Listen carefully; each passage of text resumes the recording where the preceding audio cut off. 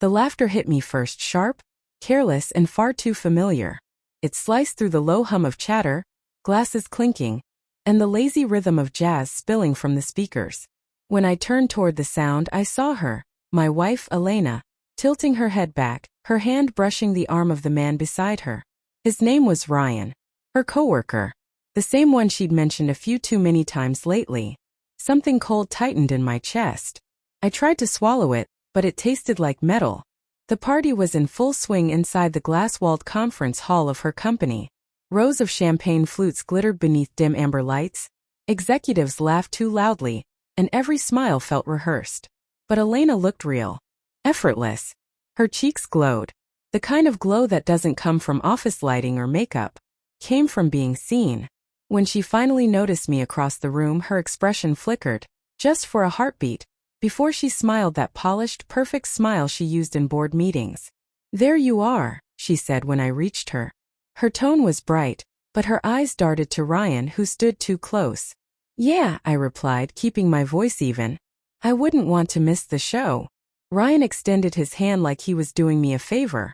"Man, you're lucky," he said, his grin lazy and confident.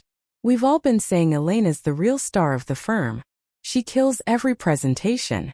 "Yeah, she's impressive," I said, gripping his hand harder than necessary. He winced barely before laughing it off. "She sure is," he added, and the way he said it, drawn out, deliberate, sent heat crawling up my neck. Elena shot him a warning glance, but he ignored it, his smile curling wider. The night blurred after that. I played my role. The supportive husband, the polite guest, the man pretending not to notice the private jokes whispered too close or the way Ryan's hand lingered on her back when they passed through the crowd. Each moment carved something out of me. By the time I stepped outside for air, the December cold bit through my jacket. The city lights smeared across the glass tower behind me, each reflection showing fragments of my face. I didn't know what I was looking for. Proof I was overreacting or evidence that I wasn't losing my mind. When the door swung open behind me, I didn't have to turn to know it was him. Ryan's voice carried that smug edge again. "Hey man, hope I didn't make you uncomfortable in there." I exhaled a cloud of frost. "You didn't." He chuckled. "Good." Elena said you're the jealous type. The words hit harder than I expected. My pulse spiked and I turned slowly. "She said that." He shrugged, grinning. "She talks about you a lot.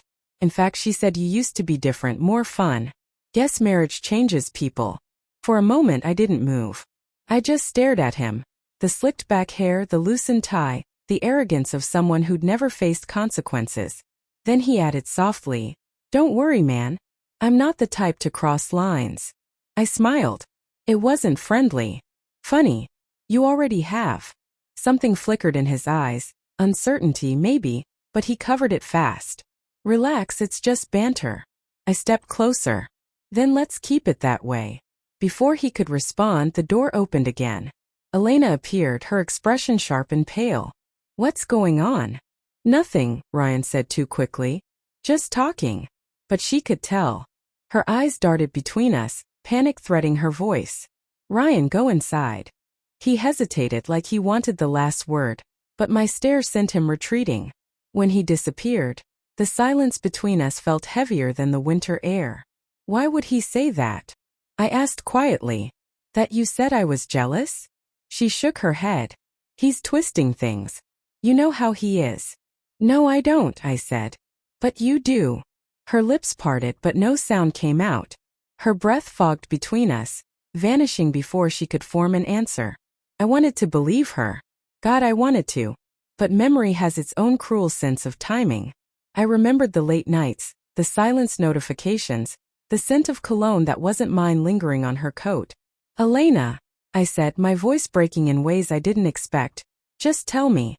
If something happened, I can take it. But don't lie."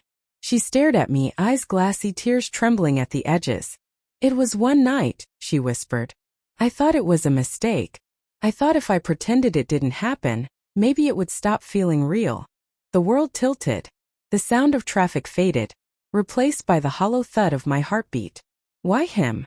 I managed. "Because he made me feel seen," she said, barely audible. "You've been distant for months. I felt invisible." Her words hit like stones, cruel because they were partly true. I had been distant, buried in work, numb to small gestures, assuming love would sustain itself without tending. But knowing that didn't make the betrayal any softer. I took a step back. You didn't have to fix it by breaking us. Tears slipped down her cheeks. I know. The door behind us opened again. Ryan's voice carried out, too loud, too drunk. You good out there, Elena? Something inside me snapped. I turned before she could stop me, closing the distance between us in seconds. My fist connected with his jaw, the sound dull and final. He stumbled back, clutching his face, eyes wide. You ever speak to her again, I said through clenched teeth, and I'll make sure you regret it for more than a bruised jaw. He didn't reply. He just stared, the swagger gone, the cold night swallowing his pride. When I looked back at Elena, she wasn't crying anymore. Just watching me, broken and quiet. I'm sorry, she whispered again. I nodded once. So am I. Inside, laughter and music continued like nothing had happened. But outside, under the sting of city wind, something ended. Not with a scream or a scene. Just silence, the kind that settles when there's nothing left to say. I walked away first.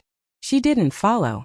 And as I reached the edge of the street, her voice echoed faintly behind me, trembling and small. Tell me what to do to fix it. I didn't turn. Start by not pretending it's broken for both of us. Then I kept walking, the night closing around me, the sound of her sobs fading into the hum of traffic, just another noise swallowed by the city. But deep down I knew. She wasn't the only one who'd stopped seeing.